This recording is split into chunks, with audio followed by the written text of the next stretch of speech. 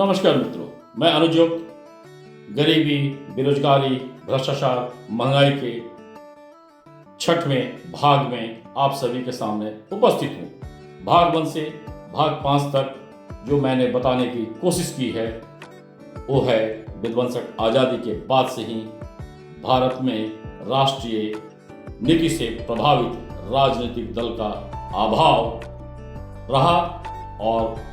वो राजनीतिक दल अपने आप को परिवारवाद में बदल लिया और उनका अनुसरण कर अनगिनत प्रांतीय दल भी पैदा हुए जिनका उद्देश्य देश नीति कभी नहीं रहा जातिवाद नीति से सनातनियों को जंगल में ढकेले रहना और तुष्टीकरण कर देश में सामाजिक खाई को पैदा करते रहना और इसकी के कारण भारत की आज़ादी के वक्त की 34 करोड़ जनसंख्या 150 करोड़ तक आ गई और महंगाई, बेरोजगारी, भ्रष्टाचार जैसे दानव लगातार अपना रूप बदल कर अपने स्वरूप को बढ़ाते रहे और किसी न किसी तरीके से हम सबको डसते भी रहे। मेरे इस चैनल को लाइक, सब्सक्राइब और शेयर करें ताकि लगातार ऐसी जानकारियां आप सभी को मैं दे सकूं।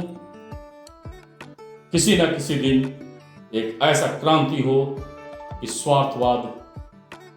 खत्म हो, स्वार्थ नीति खत्म हो और परिवारवाद भी खत्म हो और देश नीति से ही प्रेरित राजनीतिक दल हम सबके जीवन में आए, हम सबके देश में आए और तभी इन चारों दानवों से हमें मुक्ति मिल पाएगी। मैं अपने भाग 6 के मुख्य बिंदुओं पर आ जाता हूं।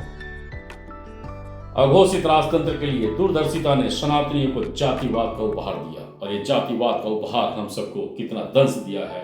ये सोचकर भी मन अवसाद से भर जाता है। कर्म से सम्मान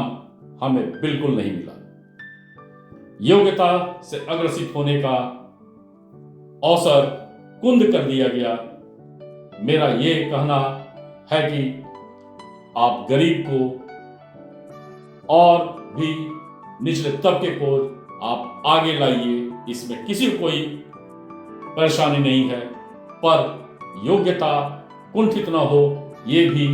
सोचना राजनीति का ही काम है। और विध्वंसक आज़ादी के बाद एक ऐसा कार्य किया गया जो सनातनियों को जातिवाद के जंगल में ढकेल दिया और आज भी सनातनी इससे उबर नहीं पाए हैं। दूरदर्शी सोच को यह मालूम था कि ऐसा करने से सनातनी टूट जाएंगे और खूब ऐसा नहीं हुआ। अगर सच में देखा जाए तो वो देश नीति बिल्कुल नहीं थी, वो देश नीति की दूरदर्शिता भी नहीं थी। वो दूरदर्शिता अघोषित राजतंत्र के स्थापना के लिए और आजादी के पहले आम नागरिकों के मिले जुले प्रयास से जो आजादी का मार्ग प्रशस्त हुआ था वो विध्वंसक आजादी में बदल गया था और आजादी के 169 दिन के अंदर का एक रहस्यमय हत्या कई तरह के सवाल को छोड़ गया था और हिंदू सनातनी जातिवाद के जंगल में घरे गुफा में छोड़ दिए गए थे और तुष्टीकरण के एक खुला मैदान उस सोच को मिल चुका था। मुस्लिम आबादी जो इस्लामिक शासकों के वक्त में ज्यादा से ज्यादा धर्म परिवर्तन से बनी, वे सभी बिल्कुल भ्रमित थे। इसका प्रमुख कारण कि इस्लामिक शासकों ने पैगंबर साहब के मार्ग को बिल्कुल अनुसरण नहीं किया था और उन्होंने वक्त वक्त पर स्वार्थ नीति को एक जामा पहनाया था और उस स्वार्थ नीति के कारण ही एक इस तरह का क्रूरता, एक इस तरह का विध्वंस भी किया था जिससे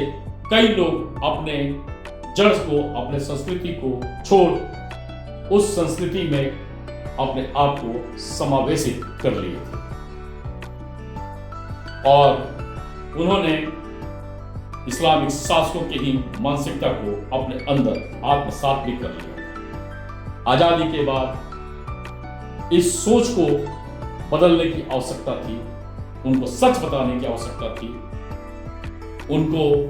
मूल जड़ के करीब लाने की आवश्यकता थी, लेकिन उनका इस्तेमाल करना उचित समझा गया, जो देश में एक सामाजिक खाई का कारण आज भी बना हुआ है और ये किसी के हक में नहीं है और ये बहुत बड़ा कारण भी बना हुआ है जो हमारे देश में महंगाई, बेरोजगारी, भ्रष्टाचार को भी लगातार हवा पानी देते रहा है। भाग 6 में इतना ही, भाग 7 का इंतजार करें। धन्यवाद।